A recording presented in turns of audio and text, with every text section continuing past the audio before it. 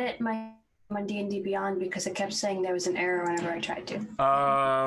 So I think what has to happen is you have to go to the campaign page and then claim the... You did do that. I don't know why you wouldn't be able to edit it from here. Mine did that once, but then it let me edit it after it. So I don't know if that helps at all, but... Sure, I closed it. I can try opening it again, re-editing it. Try opening it again. I want to say it's very easy to blame Mick for the first part of this episode. It's really easy. But just as a reminder, I also let him go on because I was interested in it. And if we do these, like, we're still figuring it out, but I'm just saying if we do something like this, it's hard to predict how long it's going to take someone to complete something and then end on a satisfying conclusion point. It's a lot easier when there's 4 players and you can kind of space things out. With one person, you know, the end point could be either very vague or very difficult to achieve at the exact time that you want. I wanted to see where Mick's horrible amounts of, how shall I put this, brinksmanship, lying, thieving, the fact that he would not stop trying to steal things even when he knew he was in trouble. I mean, you gotta do what you gotta do. But that said, it is easy to just blame Mick. How did you feel about your session? Shep? I was satisfied with my session. I wanted to know what's in the box, but other than that, it's you know, I was telling everyone else while you were gone, the one thing that I like about these quickie 1-hour things is that it forces you to make a decision on the spot. So the game goes along much faster. And I personally like that. You know, I like when things are moving along and, you know, whether I'm watching or playing, it doesn't matter. It just makes it much more enjoyable to do either or. So I like the pace of it. Just makes us go faster. I agree. I mean, that's why people like Oath of Innistrad, because it's only 2 hours long and we just get in there and we play the game as quickly as possible.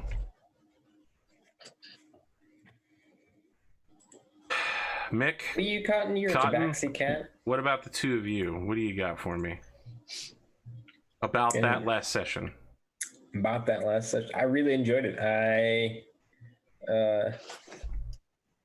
I definitely feel like it wrapped up better, more organically. I feel like Rob did a good job of, you know, getting in, saying what he had to say, and getting out. He didn't overstay his welcome like some people. Well, it was a very different kind of session, right? And like I liked that too. I liked that the sessions were so different from one another. That it was tonally and subject matter wise something. I thought it was interesting how the different levels to which he resorted to violence, right? He refused to harm the animals even when they physically harmed him, but when something speaks into his mind to him and stabs him with poison, he has no shits about stabbing and immediately killing them. Hey, that was a clear and present danger in my mind. I mean, there was a lot of very it was cerebral, I guess I should say. Yeah. I mean, it's as if someone who constantly second guesses their ability to role play effectively really inhabited the character in a like very interesting way. I've really got to shut my mouth. Now everyone thinks I complain about everything that I do. No, what they think is that you're a good role player. Boom! Oh no, I fucking got you with that compliment. I hope you feel real bad about how you've been complimented. It sucks. My life is over. Yeah. That's all right. No, it's good. It's all fun. Cotton, you have anything to throw in here? It seemed like a really good, like episode 0. Like you got to see what the character's about. You know, does that make any sense? Like this is the background of the character. This is what you, yeah. So just for the folks at home to give them a little bit more information about all this, my idea was to like everyone would make characters and we'd do Avenger style movies, sequences, 1 or 2 hour sessions, where they would, you know, encounter stuff and overcome a challenge personal to them, and then they would be summoned forth in the realm to do something together at a time where we could have a full 4-person session 2 or 3 times in a row, and then we go back and see how things have changed for them now that they've learned about the power of teamwork, or haven't learned about the power of teamwork and only want to screw over their allies, new things that they might have learned, new items or abilities, and how they apply that to the challenges of the place where they came from before. What's changed about them, or what hasn't changed about them. And then after a few sessions of that, we go back to everybody together. See, the thing is, I just don't want anybody to get like bored, but I also want to provide people with a chance to be. I know that some people have trouble role playing. Shep, I'm talking directly to you. At least you believe that you have trouble role playing, but you and Connor also have trouble drawing and role playing at the same time. And I don't know. I don't want to put words in anybody's mouth here. I wonder if this style of doing things might make it easier for you to like draw your character or draw commission art that you're catching up on, and then, you know, you pay some amount of attention to what's going on, but you don't need to hop in at any given moment. And then when your turn comes up, you're ready to go, and you just go for an hour, 2 hours, and then back to doing your commission work, back to doing the artwork that you're interested in. I think the potential of this format, like we were talking about on Discord, is I can see a lot of potential of this being fun, at least from my point of view. So for the things that you just said, it gives me time to focus on playing. It gives me more time to draw. And I really like the idea that we have these 4 independent stories, and then there's a convergence, and then something big is going to happen. So I'm saying Avengers, but what I'm thinking up here is Grey Wardens from Dragon Age 1. Mm-hmm. Because there's that, what's the name of that guy that recruits everybody? Just imagine if when you were playing Dragon Age, you and 3 of your friends all did your prequel Dragon Age stories together, and then you come together and do Ostrogard, and then at the end of that, everybody goes off and is like, I'm going to the Dwarf Lands to go back to do my dwarf stuff in my backstory, and somebody else is like, well, I'm going to the Golem Village to unlock the Golem Companion, because, you know, that's what I want to do. And somebody else is like, well, I'm going to the capital to get more forces, because I'm a noble, and that's what I do. Because we need more forces to overcome this shit. Then you come back together when the Grey Warden pops up and is like, it's me, Duncan! I think that might be his name. We have some very serious problems, and I'm definitely not dead, because I don't die at the very beginning of the... Spoilers for if you play Dragon Age, but Duncan dies at the very beginning of the game. Yeah, now I'm never going to play because you've ruined it for me. If you haven't played by now, you're never going to. No, I'm never going to. I play maybe 1 video game a year. Maybe. You know, you should be playing Fate Grand Order or Raid Shadow Legends. Oh, man, I just started that today. What, Raid Shadow Legends? Yeah, my brother sent me a stupid code and was like, wow, I need you're shit. fucked, I dude. was You like... need to get out now. Just don't. Just stop right now. Oh, my God. But I already got stuff, and I love to collect stuff. Collecting stuff is my kryptonite. Wow. Cotton, does your wizard have a wand, staff, anything? What's its price? It's got an orb. She has an orb. So an orb is the evil version of a sphere. Have you ever seen someone hold forth an orb and you're like, look, gaze upon the orb, and you're like, oh, wow, that's a great orb. It's a sphere from the wrong side of the tracks is what that is. Remember that picture of like a bunch of world leaders standing out putting their hands on a glowing supercomputer core? Yeah, is that what it was? Oh, God. Here, Max, she's got an orb. I'm like, oh, man. Could you be more Bond villain? Oh, my goodness. Ooh, okay. Nice. Thank you, Cotton. If you don't mind, I'm going to riff on that. So I put the first of Cotton's artwork in the... well, it's in chat if you're watching live, and if you're not, you can go to Discord to see this cute little cat doing cat things with her magical cat behind her. Do we have anything else we want to discuss before I get started? Cotton's Destiny? No, I'm excited to see. I'm probably more excited than Cotton is. Let's go. Cotton, you are insert name here. Oh, he pulled that trick on all of us. Thistle of the Morning Sun. Thistle of the Morning Sun? It's so involved. I love it. People usually just call her Thistle. No, everybody calls her by her full name all the time. Hey, Thistle of the Morning Sun, you want to go get dinner? Thistle of the Morning Sun, you want to go see a bard performance? Hey, Thistle of the Morning Sun. You are Thistle of the Morning Sun, chosen at a young age to represent your people. The cleverness that set you apart has been drawn to its fullest extent. A lifetime of service to your country, protecting it with the highest magics. This is your fate. Enrolled at the Tower of Elberond, you receive schooling in the practical and theoretical matters of magic, rulership, nationcraft, and diplomacy. Early on, your magic was more suited to less valuable in direct combat, enchantment, illusion, defense. Upon your 7th year of schooling, you were called to summon a familiar to further your meager combat abilities and to guide you as you guide others. Barnabas Clortho Victorian, a celestial spirit, accepted your contract and shared of your blood. Now bonded, he habitually takes the form of a cat, but will, upon polite and repeated requests, take other forms. For a time, your schooling was private and direct, but upon reaching your junior year, tutors disappeared and you rejoined society. Others from so-called monstrous races gathered at the Tower of Elberond, and under the professor's direct guidance, your class set out to complete rituals of safety and prosperity. Now in your final year, your new friends have reduced to a class of just 4, the most shining representatives of their people. In a week's time, the final testing shall begin, but even now there are important rituals and arcane work to be done to maintain the peace of Elberond. Along with your best friend, an orc wizard named insert name here. Is it a boy or girl? You tell me. Listen, we're Pokemon in this shit right now. Choose your starter. She's like, my best friend's name is Pikachu.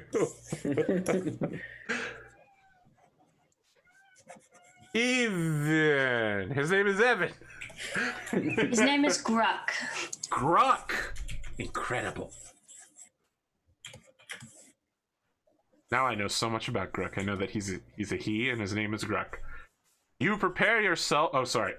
An orc wizard named Gruck. You prepare yourself to a week of studying and drudge work before the final test and the rest of your life. So your professor of abjuration is standing at the front of the class with the 4 of you and says, now it is important to have it be understood that the bond between summoner and familiar is a dangerous one. Should you annoy the creature, it can, on occasion, consume you whole. Now, of course, you are at the soul, and that would also kill it.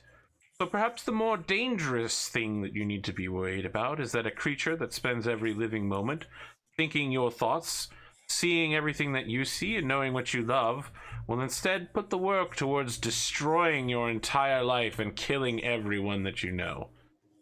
It is for this reason that familiars must be treated with respect. It has come to my attention that not all of you have a good bond with your familiar, and so for the next hour of class, you will show me what new tier of relationship you can achieve with your familiar. There are many ways: violence, intimidation, persuasion, bribery, treating it as if it is an animal rather than a sort of vague spirit bound to you by blood. I offer no method as being superior or inferior, but by the end of this class, you had best be prepared to show me results that your relationship has improved, or else. Why don't you tell us what you look like? Thistle of the Morning Wind. Fun. She is light gray with darker gray patterns on her and a few stripes. And she likes to dress in elaborate clothes, like a little witch. Pass up the opportunity to wear a witch hat. She has a big, oversized bell around her neck. It seems that your celestial spirit has come to visit you, Barnabas Clotho Victorian. Why don't you tell us what Barnabas Clotho Victorian looks like in game? Hadn't thought of that yet. It's literally just the cat behind you. Sure. Sure. You want to pick up the cat, show it to the camera so I can get those free roll 20 bucks? I get that free Twitch scholarship. You know? Dimba. You want to look at the camera? Barnabas doesn't look at the camera. No. Look, that exactly. This is exactly how Barnabas Clotho Victorian acts. Doesn't want to be picked up. Doesn't want to look at the camera. Just pet me. Pet me, mortal. Yes, right there. No, not there. Over there. If this was Barnabas, my relationship would be great because this one loves me. Not for long. You can hear her. Yep.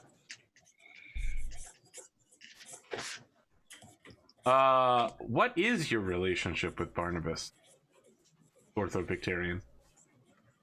Well, I would like to think we're referred to as buddies. their full name. Okay, buddies is one But thing. if we're like, maybe we're new buddies. I don't know. You've been together for years.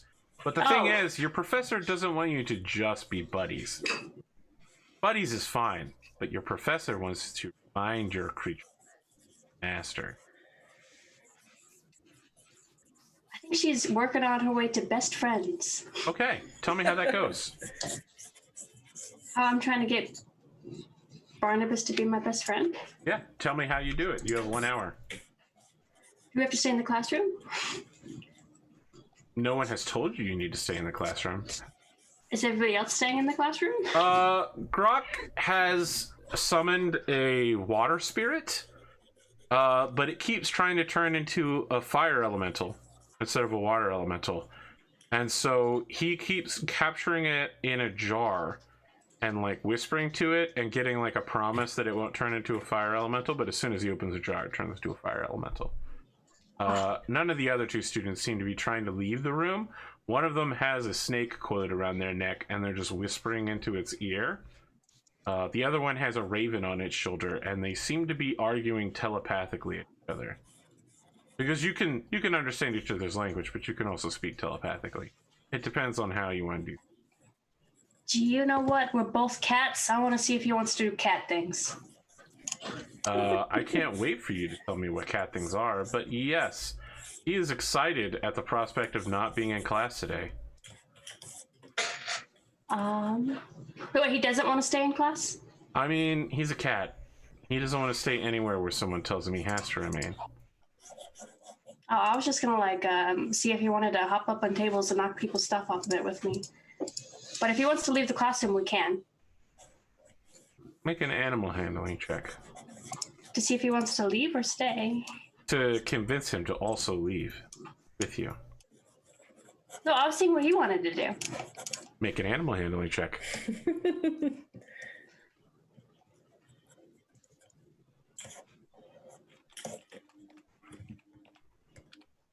I have to be very careful to not make Barnabas Clotho Victorian immediately like, what was his name? Lord Escobar? Esteban. Yeah, I have to immediately not have him be like, yes, pick me up, pet me. Oh, wow.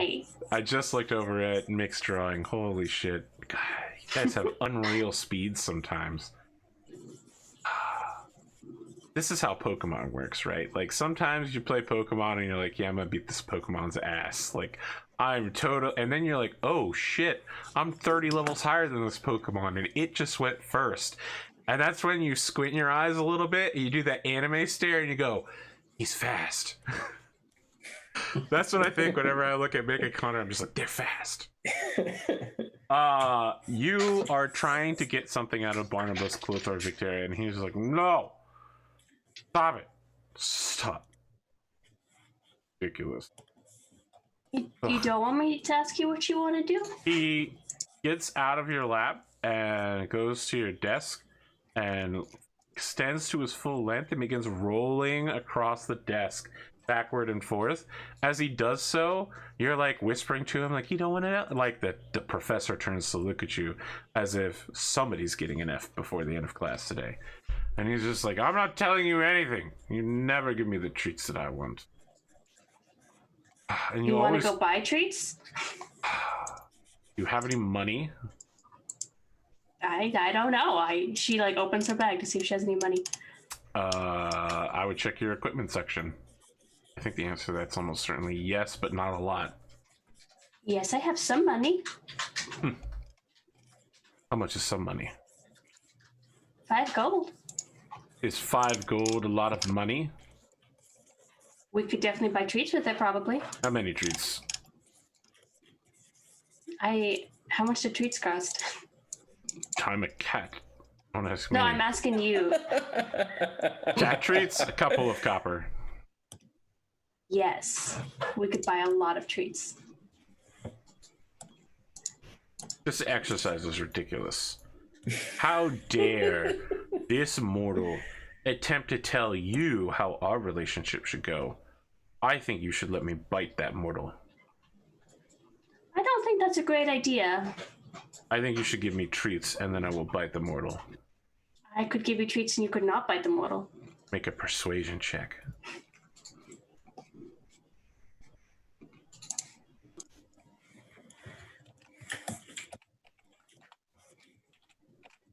Sorry, it's taking me a while to type. My cat's on my other arm. It's quite all right. Not everybody can type like McComicker over here going DH1 plus. It's all right, Cotton. It's like, oh my god, it's a natural 1. I want you to know that Barnabas Clortha Victorian immediately gets up and begins sauntering across the floor towards the professor, who looks on. Can I pick him up? Yeah, as you go to pick him up, you're telepathically bonded, so he knows that you're coming and side dodges. He's gonna make a game out of avoiding you on this. I mean, you know, it's not like he can perfectly predict all of your actions and evade you forever, but it's gonna take you some effort to catch this thing. And it's gonna rely on you running around the room, bent in half with your hands before you, going, Barnabas, get over. So no, I want to like lean down like a cat does and use my thing, the feline agility, to move extra fast. She's fast. Anime eyes. You know when the cats like kneel down, you can see their pupils get bigger, and then she just tries to pounce on him. Absolutely. You know you can only use that like once a session, right? Make an athletics check at advantage. Yeah. I feel like he goes to leap towards the professor, and you cat leap over him. It's 11. Do you have any bonuses on your athletics? Nope. You cat leap over him, and he bounces off your head and is in midair, sailing towards the professor, arms and legs out, claws extended, just like slow motion. You have one last chance to act before he collides with your professor.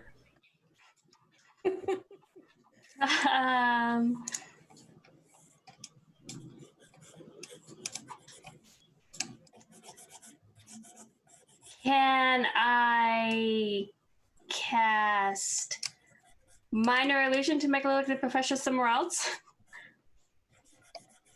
I feel like you could cast Minor Illusion to make it look like the professor moves away, right? Yeah, I mean, yeah. Like, so you would make the professor away. seem like they are not there and like move, so that in midair he would try to like hit that instead. Yes, that's what I was meaning, like a little. Absolutely.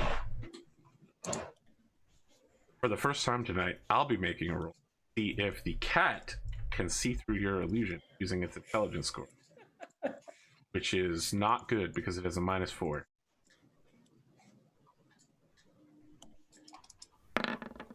It twists its body in midair to redirect its flight path and goes sailing over the shoulder of the professor.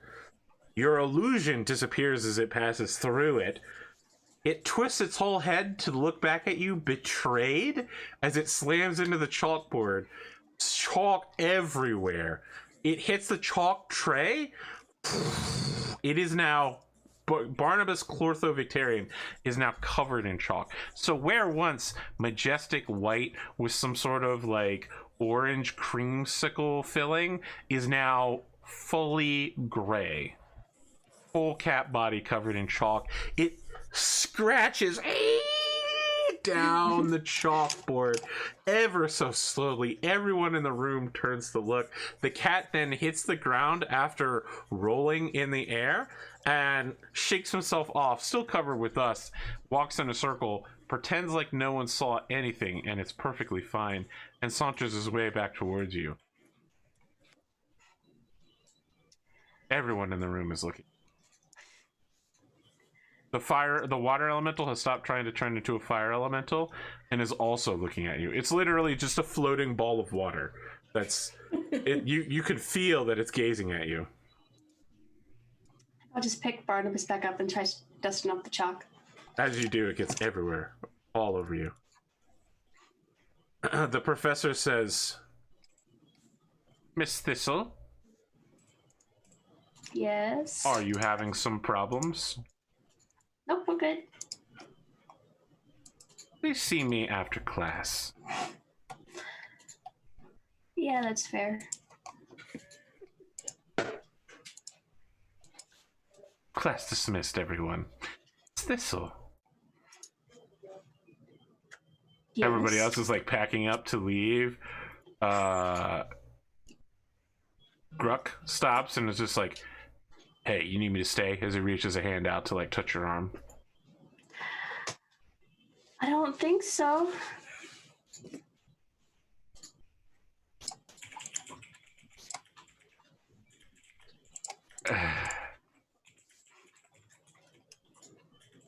Okay. He leaves.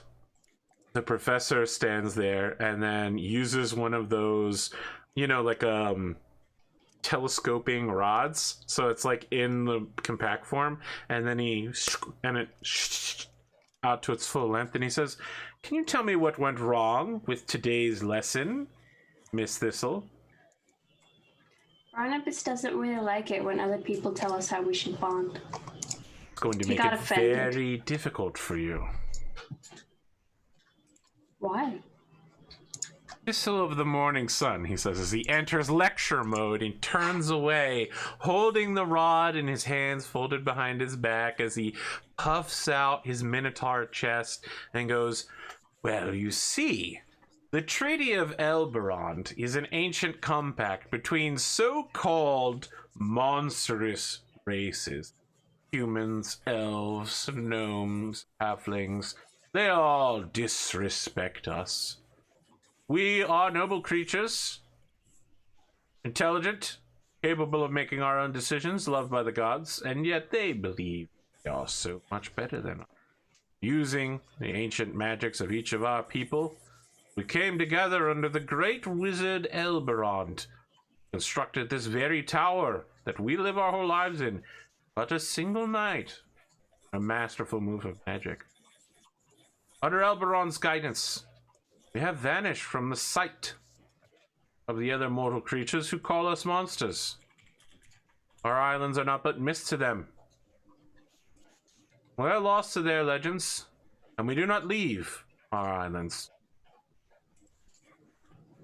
In Elberond's great legacy, we gather the greatest of each of the nations here. Powerful arcanists like yourself. Well, perhaps you will one day be an arcanist. Whether you will be great or not is in severe doubt. You are here to serve as companions to the leaders of your nations. Do you believe that the Tabaxi will be able to get along if you are not able to control your familiar? How can you help guide your people when you cannot even guide yourself? When you cannot even guide a cat? You must be strong. You must be swift and mysterious, wise.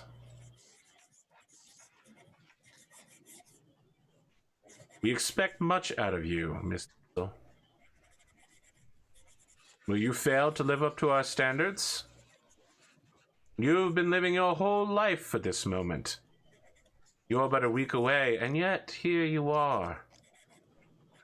You will be told what to do for the rest of your life. People will always have concerns about you. Things that they need you to do.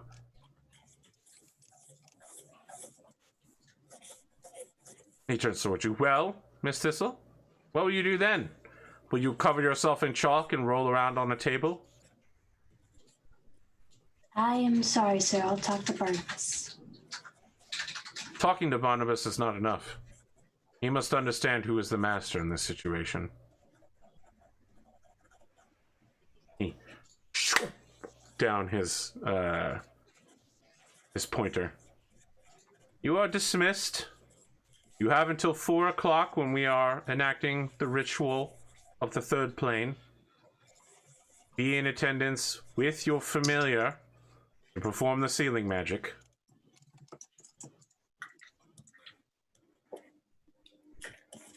I kind of give him a bow and try to leave. Barnabas hisses as you carry him past the professor. The professor gives her like, oh, tut. Tisk tisk. And then he begins cleaning up all the chalk that's fucking everywhere. Like he waves his hand and you can see like the chalk dusters begin, their erasers begin out the window, and like a wind carries in and carries the chalk dust outside. It's very Fantasia. As you begin walking through the halls, everything here is twisted by magic. The walls are made out of brass. There are great planes of stained glass windows everywhere. There are staircases that appear to lead up, but will take you down to the level below you. The entire tower is in like a Escher's pendulum of incredible magic. Where some places the ceiling appears to be only a few feet above your head, you'll walk for a few moments and it will soar 20 feet above you to accommodate a bookcase and then reduce itself. But the whole time, to your point of view, the ceiling is flat. The magic is boundless and without any containment here. Sometimes you see random elementals and sprites, fey creatures wandering the halls. Sometimes lightning bolts just shoot jaggedly. And from the lower halls, where once you studied, you occasionally hear explosions as someone attempts to use the fireball, but hits himself in the process. Barnabas is on your shoulder, going, yeah. Yes, well, I'll see. I'll tell him who the master is. I'm clearly the one in charge of this relationship. Barnabas, you can't just attack people. And where does he get off telling you what to do? You're my charge, you know. I answered the call because you needed a teacher, and clearly it's not going to be him. I am a very responsible spirit, you know. Do you really call attacking somebody responsible? I wouldn't call it attacking him. I was testing out my aerial dynamics. Barnabas, you can't just do whatever you want. You'll get us in trouble. Why can't I do whatever I want? I'm a spirit. And a cat. Those are two things we have to follow here. Rules? Where I come from, there are no rules. Rules are a thing of mortals. This Elbrand fellow, do you think he followed rules? Do you think someone told him, no, you can't build a tower right here? Looks like he did it anyway. Someone probably told him, no, you can't use magic to do whatever you wanted. You know what? He did. All right, then if you don't want to follow rules, you should at least follow the manners. What about you following the rules? Why are you following their rules? You know, I thought you'd be much more interesting when I answered your call, but here you are, doing whatever they say. When do you do what you want, Thistle of the Morning Sun? When I graduate. When you graduate? Graduate from what? From the school? You're immediately going to be put to work. You're always going to be learning. You're always going to be serving under somebody else. Maybe that's what I want to do. Is it what you want to do? I want to learn. Do you want to serve? I don't know. What if you did whatever you wanted? Like me. And he sort of shifts so that instead of being carried by you, he's now wrapped like a scarf around your neck. So like his whole body, his hands and feet are dangling over your shoulders, and his belly is pushed against the back of your neck. If I did whatever you do, then we would be getting into a lot of fights. Oh, we don't ever get in fights. It's because I usually stop it. When have I ever gotten into it? You almost bit the teacher. I'm a lover, not a fighter. Fighting is fighting. Look, where I come from, I am accounted to be a great scholar and an excellent lover, and not a very good fighter, which explains why we were put together.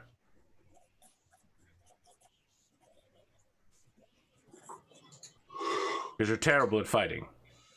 I got it. Thanks. You're really bad at it. Thank you. Look, all I'm saying is, why do what they want? Why not do what you want? Because What I do want you to owe them? graduate. At least for the moment, I want to graduate. Graduate? But what good will that do you? That's just serving. It would give me more knowledge. It's 1 week. You graduate in 1 week. What's 1 week of knowledge going to get you that you haven't already learned? Well, it'll give me a sense of accomplishment for all the years I've spent here. You don't already feel like you've done well spending your time here? Well, not Wow, always. Mick was like, oh shit. You mean your time in college wasn't useful? I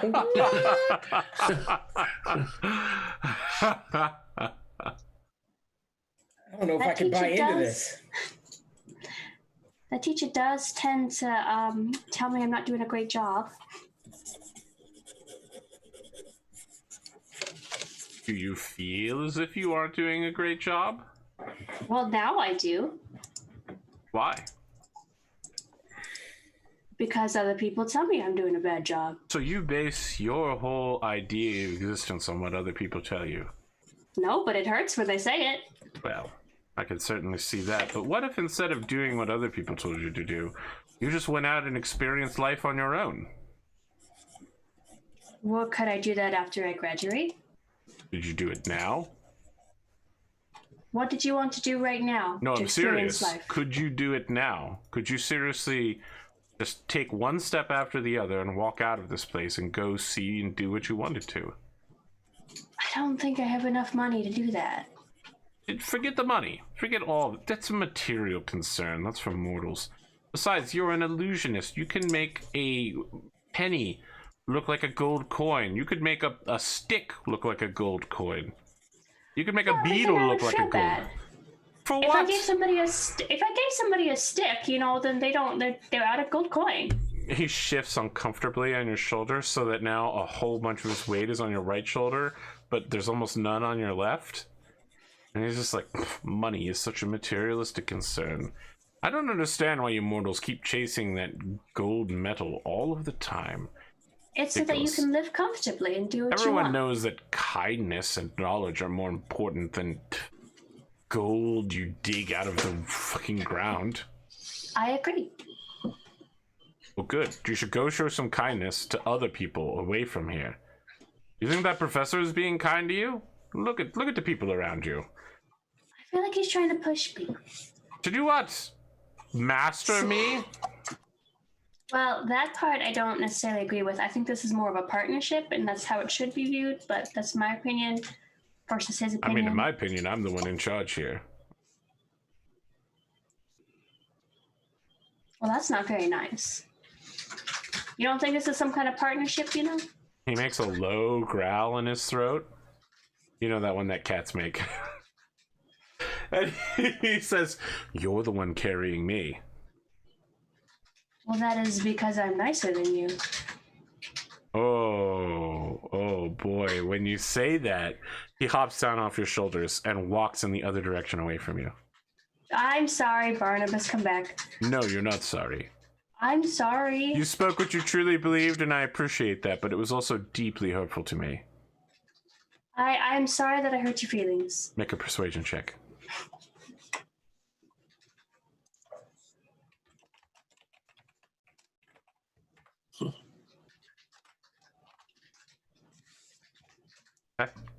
18. He stops and sits, 2 paws in the front, 2 paws in the back, squatting, tail flicking back and forth. He doesn't look at you, but his fur ripples and he doesn't move. Can I go pick him up? Okay, how do you pick him up? Like, are we talking mama cat, pick him up in between the shoulder blades so he can't move? Are we talking scoop underneath the shoulder blades on the left and right from behind? It's like like under here. The other hand, just like giving him a scratch. Like you just pick an actual cat up to show. Oh my god! This is her favorite way of being picked up. Oh my god! Amore can't be picked up any way beyond the shoulder blade mama cat one. She has to be picked up by the back of her neck. One hand. This is Allie's preferred. It's also one hand. So you can like scratch her with the chin of your fingers, Yeah, Barnabas Clotho Victorian goes completely limp on your arm, so that you have to hold his full weight on your arm. And he says, "Fine, let's go get those treats." Okay. I am sorry I hurt your feelings. It's fine. I won't pee in your sheets later for revenge. I appreciate that. I feel like he is definitely going to pee in your sheets later for revenge. You know, I gotta say, I feel like that's a situation where Mick would come in and play this NPC. Cotton is like, no, please stop, Mick. Anybody but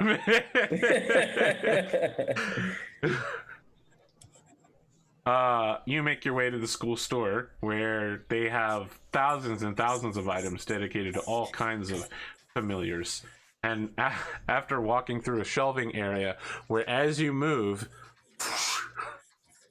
the shelves move with you until it finds what you want, and you pick out some cat treats for a few copper pieces.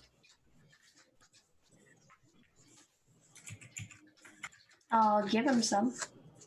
Is there anything else you do before you move to the ritual of the third plane? Probably just to hang out with Barnabas, maybe hang out with Greg for a little bit. That's it. What do you do with Barnabas?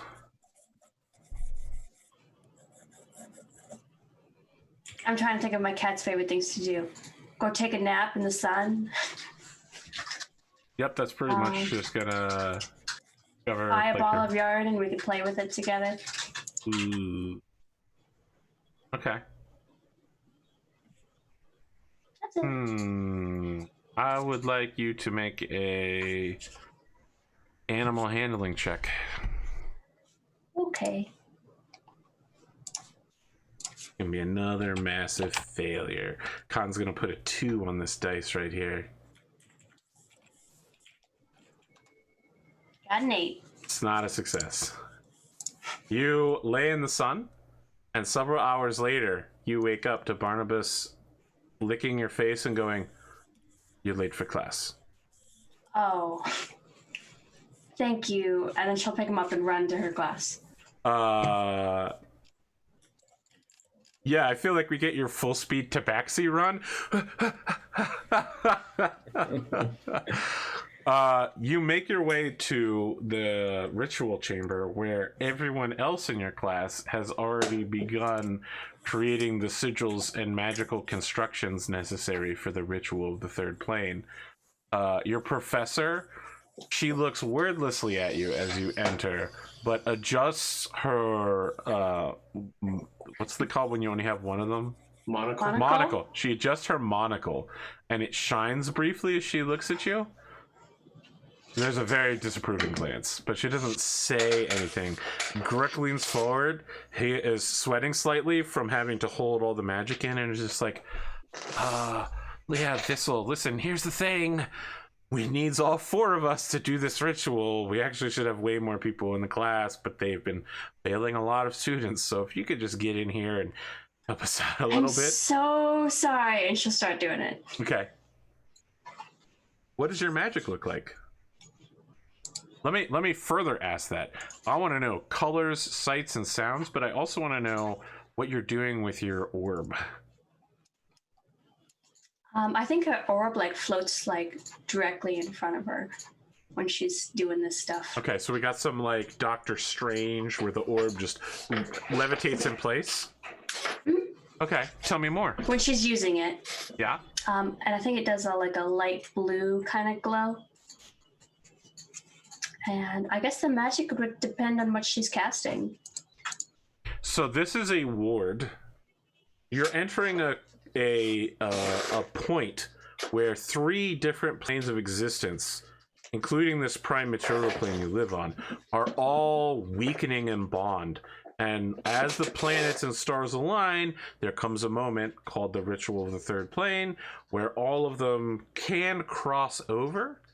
It happens once every few dozen years. It's just a minor thing. Like, if you fail to do the ritual, like, untold horrors will bound out of random existence all across the world and begin attacking everyone. And they have school children doing this? Yes. Yes. It's just, you know, it's just something you do in your spare time. It's just a ritual. It only takes an hour. And there's no way you can mess this up. I mean, it's so simple. A 17-year-old could do it. Yeah, I think as she's casting it, her orb like sends out little runes that match the same color, little glowing runes that like flash and then change depending on what she's, you know, saying to cast the spell.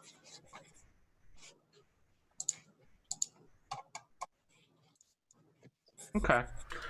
Make an Arcana check.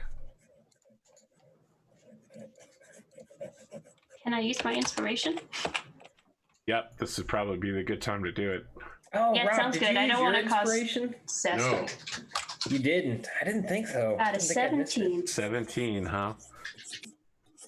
You can see that you have to speed up in order to catch up with everybody else as they struggle to continue the ritual without the weight of your magic. But as your runes go out, changing color and flashing into place, your orb begins to glow brighter and brighter, and you can feel the force of magic coming off it as you draw more energy from the planes around you in order to block off the other 2 planes from interacting with yours. But you catch up with everybody else.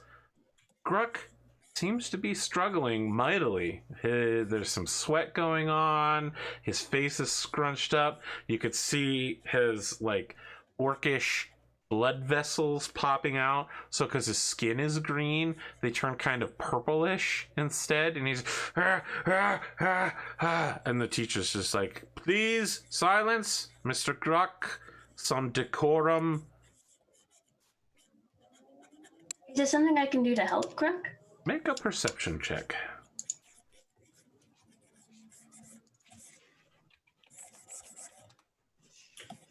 I don't know what my perception is yet.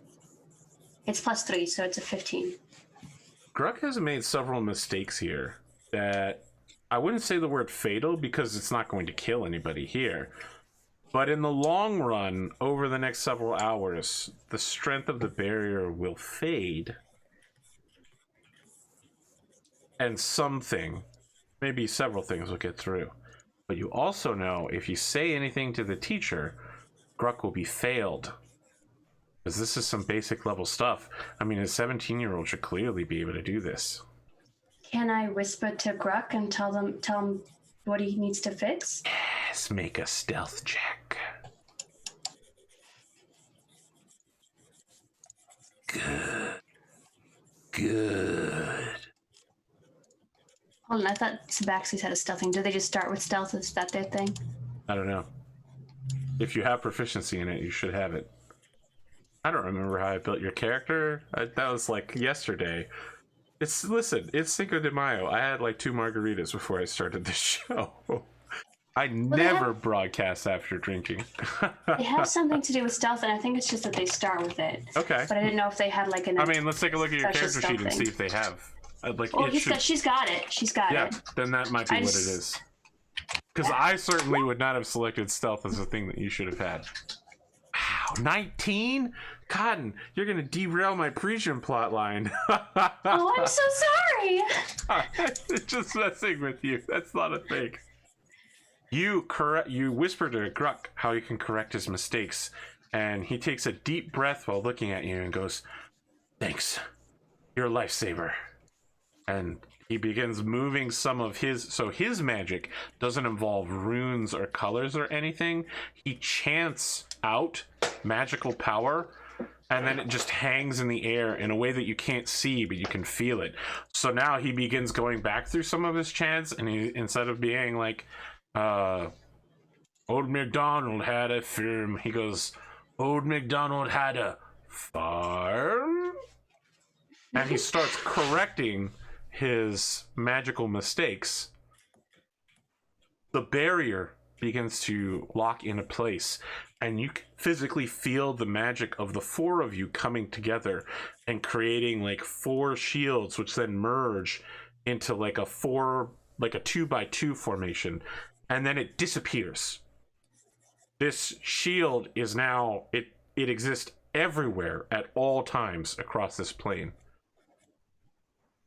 And the teacher turns and she adjusts her monocle towards you and says, "Don't think I didn't see what you did there, Thistle of the Morning Sun. Takes a lot of guts trying to pull one past me. Helping others, not expecting a reward, doing things behind the backs of authority in order to get things done. This is exactly what we expect out of graduates of the Tower of Elberont. Excellent work, young lady. Perhaps next time you can work on your tardiness, however." Sorry. The correct answer would have been to say a wizard arrives precisely when she means to. Boom, the whole preach-in adventure was for that one joke! She pulls out like a notebook and writes it down. You are all dismissed. Prepare yourselves for the final ritual at the end of the week. Then it will be determined whether you are masters of magic or naught but meat. From there, your lives will change forever. Class, she takes off her monocle, dismissed.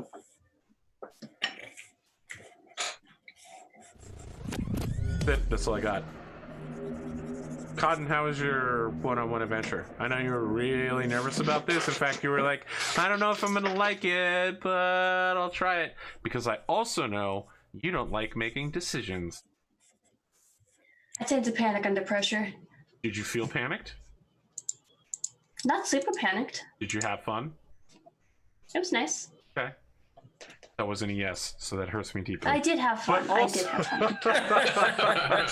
Listen, I do the Soprano too. I'm like, oh, okay, well, fine then. So I'm just messing with you guys. Did you enjoy your session? In all honesty, Yes. Well, now when you say it like that, I get nervous. Well, I did. I don't know if I would like it like week after week after week, but I did have fun with this, so I'm not sure if I wouldn't like it. I don't know if that makes sense. I mean, look, this is new, or maybe it's not. Apparently I used to do it a lot, and I completely forgot about it until this very moment. You know, it's just a thing, and we can try it or we won't. You know, we'll hear from everybody, and we'll do something with Connor at some point, I guess, and figure out whether we want to move forward with the current campaign, with this new thing. Like, I don't know. I want to make something that will work with everyone's time schedule, both in being able to appear and also in being able to draw what they want to. Because I know a lot of you, especially, well, basically Connor, McComicker, need to draw that commission work, right? They need to do their comic panels and artwork and Kickstarters and, you know, video game art. All of that stuff needs to still get done, and being on the show takes away some of your time.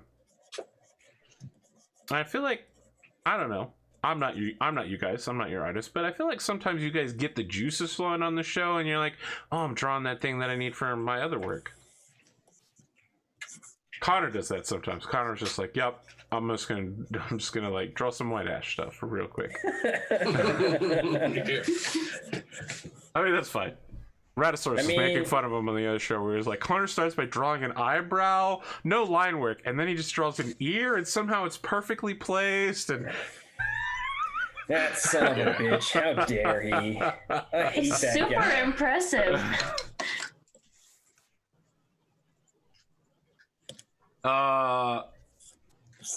Shep, what did you think about this one? I feel like this was very different than the other two as well. It sort of had a comedic, chaotic part to it, but... Well, as long as the players are enjoying it as an observer, I like the different flavors. But did you enjoy this flavor? Well, I liked it enough. It's a little. No, I mean, I like a little bit more action. That's all. A little bit more action. If you want to grind it out, but yeah. Okay, interesting. But But really the thing doesn't is, matter. I think that, don't let me put words in your mouth, Cotton, but I don't know that you're a character that likes action and violence, or I don't know that That's you're a what I was player trying to say. that likes action and violence. Then Cotton's like, you know what? I like automatic grenade launchers that do more than 4 damage, Arthur. Well, sometimes I do like it and sometimes I don't. I mean, I do play a character with a grenade launcher, Yes. and You've only fired it once. I only had the opportunity to fire it once. I don't know that that's true. You could really fire a grenade launcher anytime you feel like it. No, just Oh, you better fire it believe if at I had a grenade launcher, it would be going off all the time. Like, fire at Anastasia the next time she's mean to me. Wow. No, I'm kidding. Wow. That's that would inside be a murder. dropship, so it would just be murder. It'd probably kill everybody in the room. But I'd be outside the rooms. It'd be fine. Wow. I'm sorry. I'm a little tired.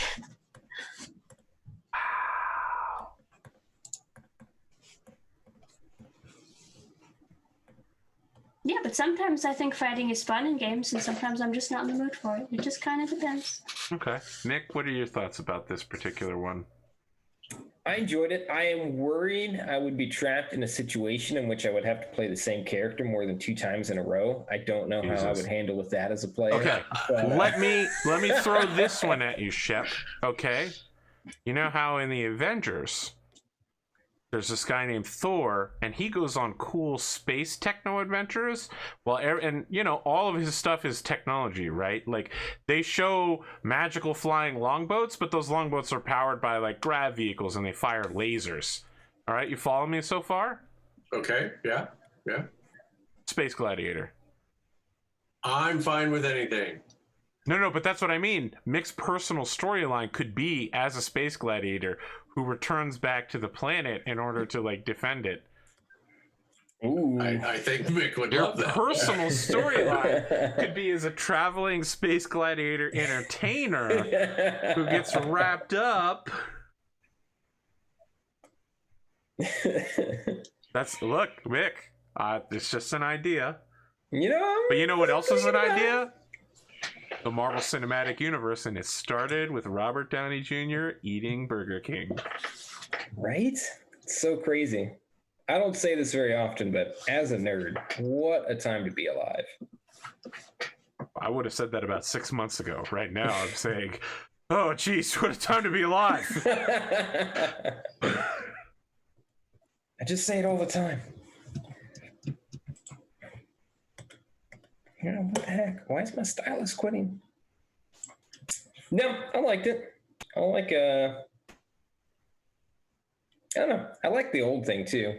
Look, like Cotton, I hate to make decisions, and maybe that's just a Midwest thing. I don't know. I feel like you made a lot of decisions tonight. I actually really like to make decisions. Yeah, I felt like that was total bullshit.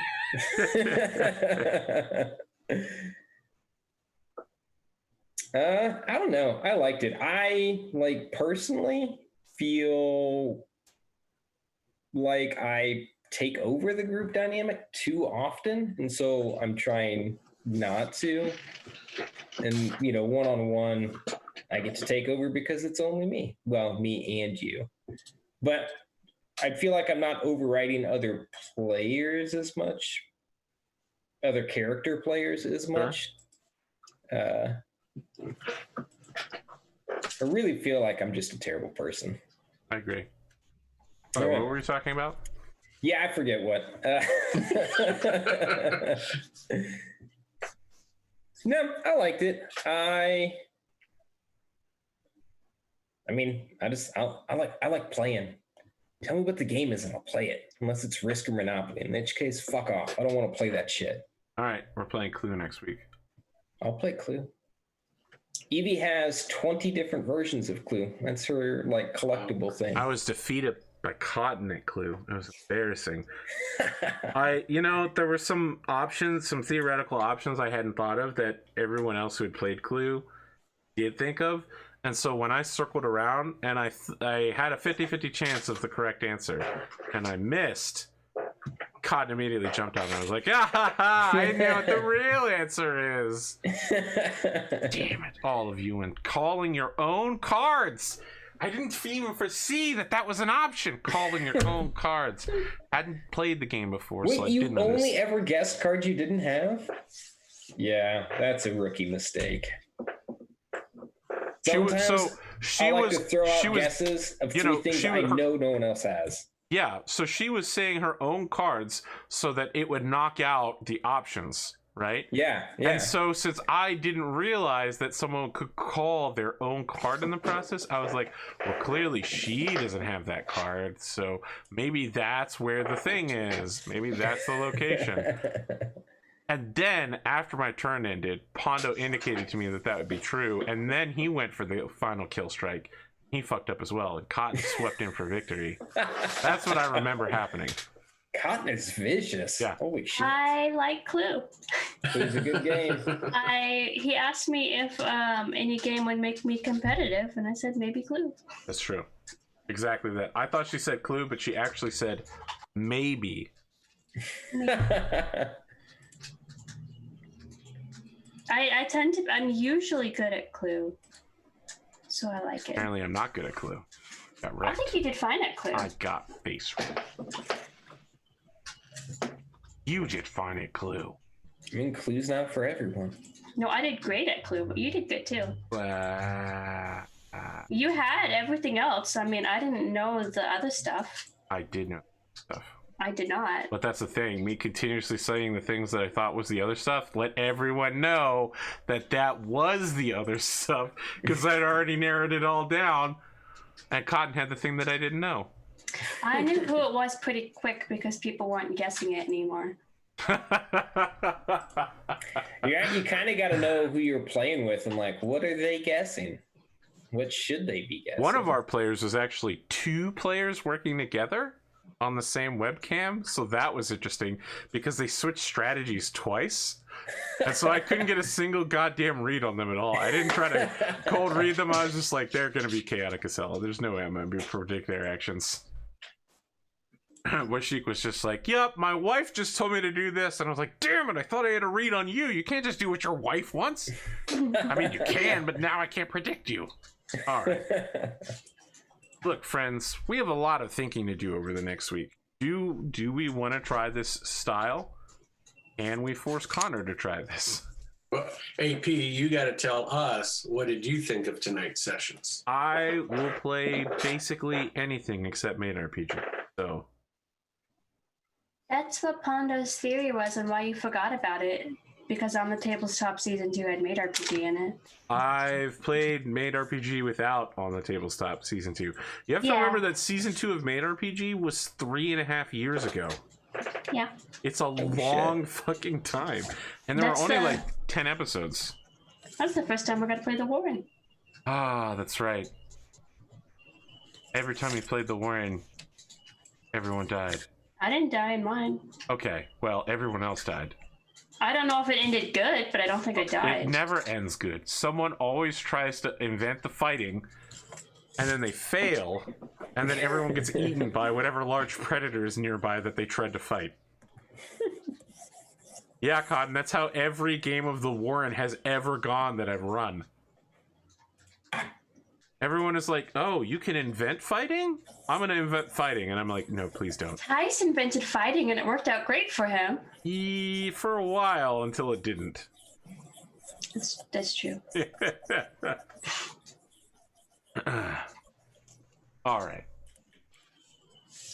Which brings me back to my original point. All of you have some thinking to do as to whether this format will work for you or not. And if not, I mean, I think Connor we're going should try back it into the once dungeon. to, and see what Connor's vote is. But he's going to try it at least once. Here's the thing, Mick.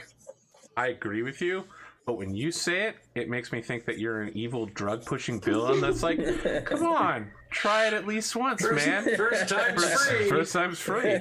Look, I swear you'll enjoy it. I mean, I actually don't think he will. That's just my read on Connor. Really? As his long-distance soulmate. All right, let me ask, why do you think he wouldn't like it? I think he's going to feel too on the spot the whole time. I actually agree with that assessment, but I also thought that was going to be how Cotton felt, and he didn't seem to feel that. I think that when Connor feels on the spot, it might be because he's also drawing at the same time. Yeah, exactly. Now, that is a guess. I don't know that that's true. It could be he actually will be uncomfortable with being the sole character on the show. In which case, we can't do this, and it's back to the dungeon forever. We're never escaping the fucking Underdark. We're going to be there for like 30 more episodes, and we'll still only be one room in. And it's still only half a level away from advancing. Just talk to the New Game Plus guys. They also never level up ever. They blew up a whole facility once, though. Got a whole lot. Sweet. What the heck? Stylus, you son of a bitch. So I kind of agree. Let Connor try it out for an hour, and then that way he has experience to vote on. And then, I mean, I'm fine either way. I always have fun with you guys. So whatever format works for everyone else is good for me too. I want to ask if we can all like talk to Connor about what happened here, but be really vague and mysterious about it without saying any specifics. I'm just going to tell him how much fun it was every time. Anytime question, be like, oh, it was just so much fun. You wouldn't believe how much fun it was. We should go tell him that immediately after the show. So much action. So much action. The only one who had an action scene was Mick.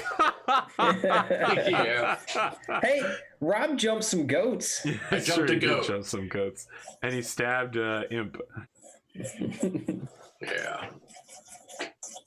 All right. Let's do some outros. Nick, what do you got? I'm McComicker. I draw things. Follow me on Twitter, Twitch, and Instagram under the handle McComicker. I draw comics. I draw commissions. I draw, whatever. I just doodle. But it's really not that exciting. What is exciting is Cotton's nonstop balls to the wall life up in Nebraska, I want to say. Are you one of the Dakotas? Nebraska. I don't know. It's all just like the color of beige, this whole like middle part of the country. Excuse me, Nebraska is very red. Yeah.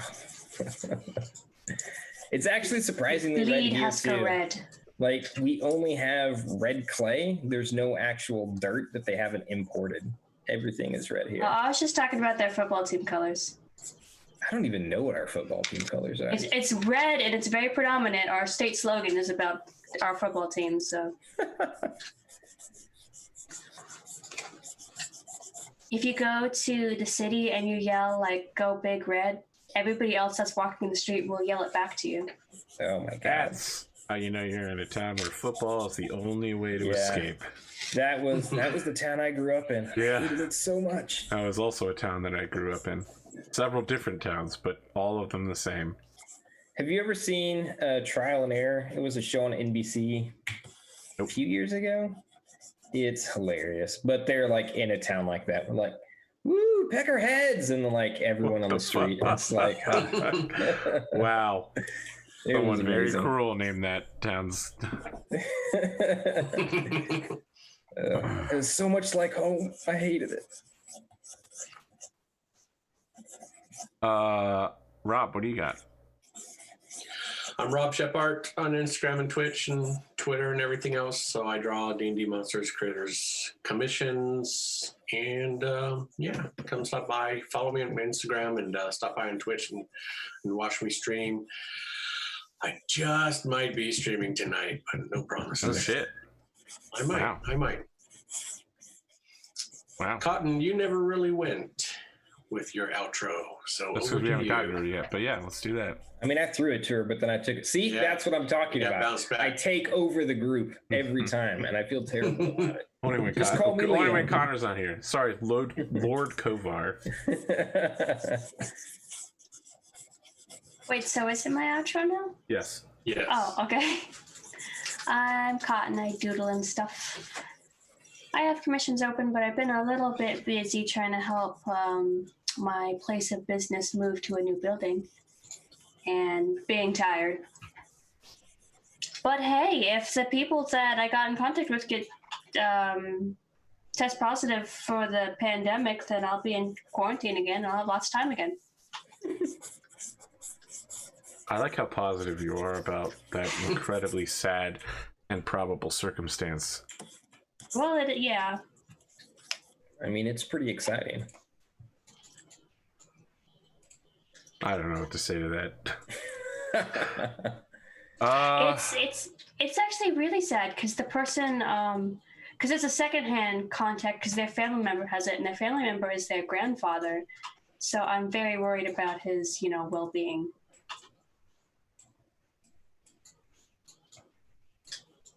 That's all. Okay. We will be back next week with an hour or two, or maybe even a full 4 hours of Connor Hughes. And in the second half of that show, That would be amazing.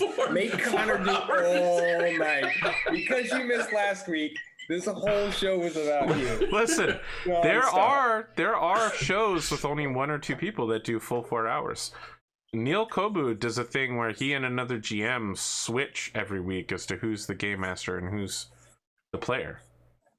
Oh, that's kind of But I do feel like nailing Connor to the wall on that one would be very funny. That would be fun. It would be very funny. It would not be funny for Connor, though. Maybe it'll happen. Maybe it won't. Probably not. We'll see next week when we return. Unless Connor's sick again. In which case, I don't know what the heck we're going to do. But, I'll probably just play Final Fantasy VII Remake instead. We'll see you then. Or not. Who knows? Life is transient. Nothing has purpose. I like the commitment. Yeah. Adios.